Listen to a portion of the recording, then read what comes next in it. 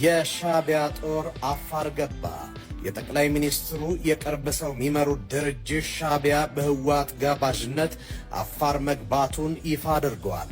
ሻዕቢያና ህወሓት በጋራ ጦርነት ማወጃቸውን በገለጹበት መግለጫ ታዲያ የአጥፍቶ ጠፊ እርምጃ ሲሉ ገልጸውታል። ትሰሙታላቸው። ጀነራሉ ደግመውታል። ስለ ሻዕቢያ ዛሬም ሌላ ሚስጥር አጋልጧል። ጦርነቱ ከተጀመረ አስመራን ሳይቆጣጠር የሚመለስ የኢትዮጵያ ወታደር የለም ሲሉ ከሰሞኑ ዝምታቸውን የሰበሩት ጀነራል ሳሞራ የኑስ ዛሬ ደግሞ ሌላ አነጋጋሪ አስተያየት ሰንዝረዋል። ከሻዕቢያ ጋር ስለተፈረመው ባለ 8 ነጥብ ስምምነት ለመጀመሪያ ጊዜ ይፋ አድርገዋል። ፋኖና ሻዕቢያ በፕሪቶሪያ ስምምነት ውስጥ ተካተው አዲስ ስምምነት እንዲፈረም ጥያቄ ቀረበ። ህወሓት ከፌዴራሉ መንግስት ጋር የተፈራረመው ስምምነት ካለመተግበር አልፎ ቅርቃር ውስጥ መግባቱን ተከትሎ ስምምነቱ ሙሉ እንዲሆን ፋኖና ሻዕቢያን ያካተተ አዲስ የፕሪቶሪያ ስምምነት የግድ ነው እያለ ነው። ተንቤን የአየር ቦምብ ድብደባ ተፈጸመ። ድብደባው የህወሓት ወታደራዊ ስፍራዎችን ኢላማ አድርጓል። ሻዕቢያን አዝሎ አፋር የገባው የቲዲኤፍ ኃይል ተንቤን ላይ እንዲህ ያለ ጥቃት ሲፈጸምበት በተለያዩ አካባቢዎች የደበቃቸውን ከባድ መሳሪያዎች ቆፍሮ እያወጣ መሆኑ ተሰምቷል። ይህ በእንዲህ እንዳለ ህወሓት የትናንቱን የድሮን ጥቃት በተመለከተ ለአንቶኒዮ ጉተሬስ ደብዳቤ ጽፏል። ህወሓት በአፋር ጥቃት ከከፈተ በኋላ 2 የአየር ጥቃቶች ተፈጽሞበታል። በትናንትናው ዕለት በአፋር ወሰን ላይ የድሮን ድብደባ የተፈጸመበት ሲሆን ዛሬ ሌሊቱን ደግሞ በተንቤን አውራጃ ውስጥ የጦር መሳሪያዎችን ባከማቸበት ስፍራ ላይ የቦምብ ድብደባ እንደተፈጸመበት ታውቋል። በዚህ ድብደባ በርካታ የህወሓት ከባድና የቡድን መሳሪያዎች ከጥቅም ውጭ መሆናቸው ተሰምቷል። ስለ ተንቤን የቦምብ ድብደባ ከህወሓትም ሆነ ከጊዜ አስተዳደሩ በኩል እስካሁን የተባለ ነገር የለም። ሆኖም ህወሓት የትናንቱን የድሮን ጥቃት በተመለከተ የተለመደ ደብዳቤ ጽፏል።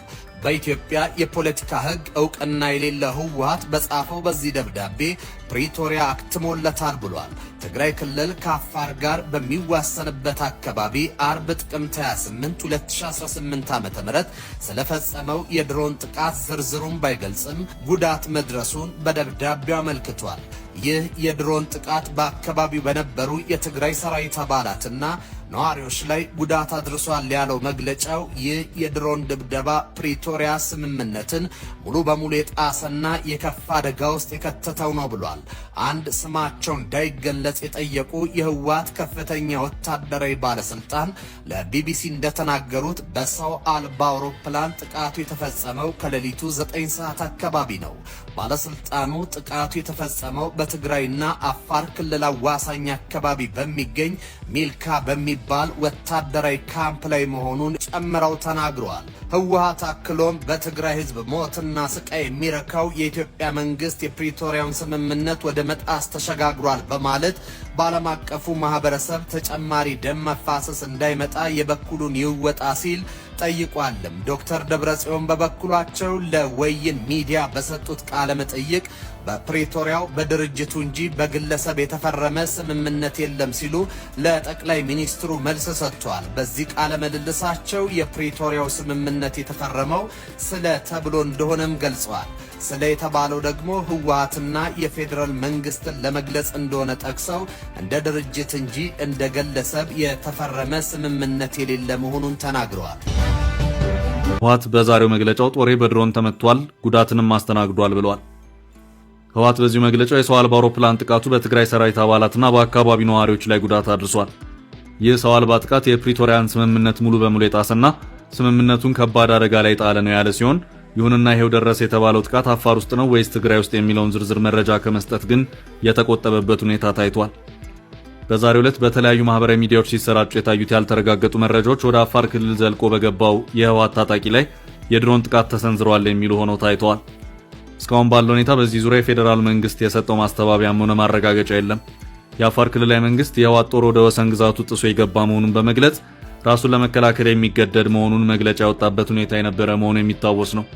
ህወሓትና የትግራይ ጊዜያዊ አስተዳደር የትግራይ ሰራዊት በማለት የሚጠሩት በፕሪቶሪያ ስምምነት ላይ በኢትዮጵያ አንድ መከላከያ ሰራዊት ብቻ እንዳለ እንቀበላለን፣ እኛ ያስታጠቅነውንም ሰራዊት ትጥቅ እናስፈታለን ካሉ በኋላ ነው። እኔ የቲፒኤልኤፍ ቁልፍ አመራሮች፣ ስራ አስፈጻሚዎች፣ ሽማግሌዎች፣ ማዕከላዊ ኮሚቴ አነጋግሬያለሁ። ተደጋጋሚ ለምኛቸዋለሁ። እባካችሁም ብዬ የትግራይ ህዝብ የጥይት ድምፅ እንኳ አያስፈልገውም፣ በቃው በቂ ጥይት ድምፅ ሰምቷል፣ እባካችሁን የሚል ፐብሊክሊ እዚህ ምክር ቤት በተደጋጋሚ በሚስጥርም ለነሱ በሽምግልና ብዙ ጊዜ ሞክሬያለሁ። ብዙ ጊዜ ጥይት ኪሳራ ነው። ጥይት ካለ ዘረፋን፣ መደፈርን፣ መዘረፍን፣ ፕሮፓጋንዳውን ለተጠበቀ ሆኖ መከላከል አትችልም። ዋናው መፍትሄ ወደ ውጊያ ለመግባት ነው። ወደ ውጊያ ሲገባ የሁሉም ትኩረት የራሱን ቦታ ማስፋት፣ ማጥቃት፣ መግፋት ስለሆነ ቤዚክ የሆኑ የህዝቦች መብቶች ይገፋፋሉ።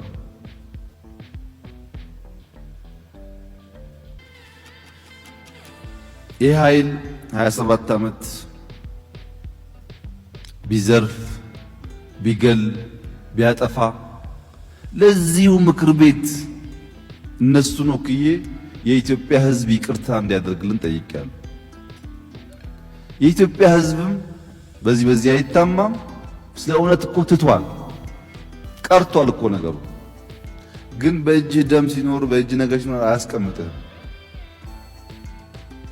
እንጂ በድለናል፣ ይቅርታ አድርጉልን፣ አሁን ወደ ልማት እንሂድ በሚለው ተስማምተን ነበር።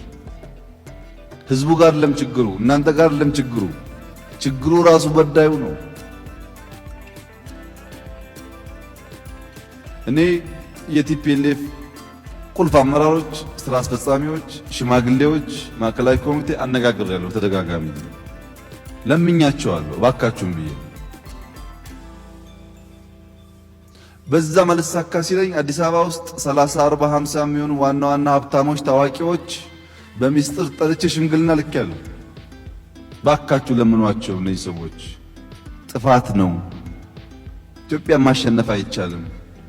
ፎርዛት ማተር ኢትዮጵያ ማሸነፍ አይቻልም ብቻ ሳይሆን በተሰንበት የሰዓቱን መረጃ አሰናድተናል።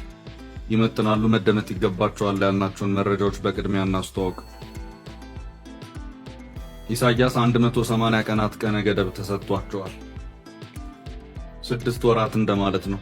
በእነዚህ ቀናት ውስጥ መንግስታቸው በአንድ ወሳኝ ጉዳይ ሪፖርት እንዲያቀርብ ተጠይቋል። ጥንቅራችን ዘርዘር አድርጎ ከያዛቸው መረጃዎች መካከል ነው። ከባድ የድሮን ማስጠንቀቂያ ተሰጥቷል። የተፈጠረውንም ስጋት ተከትሎ ውይይትም ተካሂዷል። ነገሩ ከግብጽ እስከ ሱዳንና ኤርትራን ጭምር ያነካካ ነው።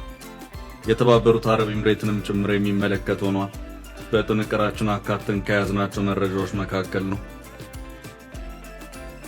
የህወሓት ሊቀመንበር ደብረጽዮን ገብረ ሚካኤል የቀድሞ ምክትላቸው የነበሩትንና የጠቅላይ ሚኒስትሩ አማካሪን አቶ ጌታቸው ረዳ ላይ ከባድ ክስ አቅርበዋል።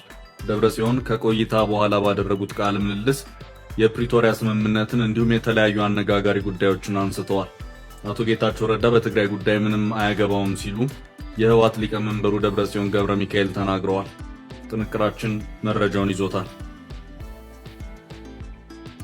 ፓርቲው በይፋዊ መግለጫ አመራሮች ታስረውብኛል ሲል ከሷል።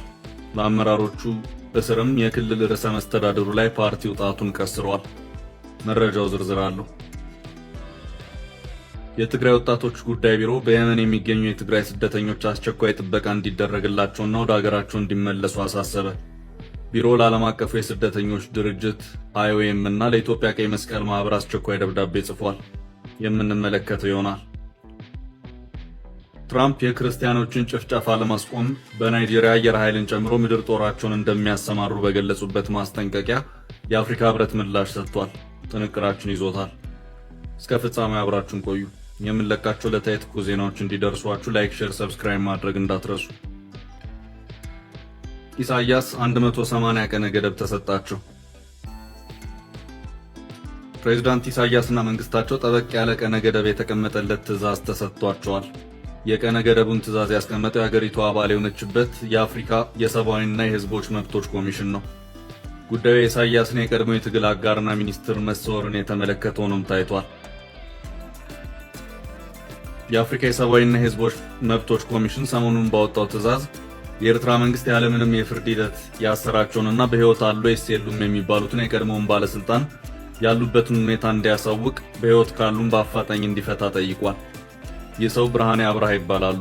ለረጅም ጊዜ ሀገሪቱ የገንዘብ ሚኒስትር በመሆን አገልግለዋል። ፕሬዝዳንት ኢሳያስንና መንግስታቸውን የሚተች መጽሐፍ በመጻፋቸው ለእስር የተዳረጉ ናቸው። ሰውየው በህይወት የሌሉ መሆኑን የሚያመለክቱ መረጃዎች ሲወጡ ቆይተዋል። በእስር እንዳሉም ህይወታቸው አልፈዋልም ይባላል። የአፍሪካ የሰብአዊና የህዝቦች መብቶች ኮሚሽን ግን የኤርትራን መንግስት የሰውየውን ሁኔታ እንዲያሳውቁት ቀነ ገደብ አስቀምጧል። የተሰጠው የ180 ቀናት ቀነ ገደብ ነው። ሰውየውን በተመለከተ ሚዛን የሚደፋው ሪፖርት በህይወት ያሉ መሆኑን የሚያመለክት አይደለም። ቤተሰቦቻቸው በጭምጭምታ አርማቸው ነው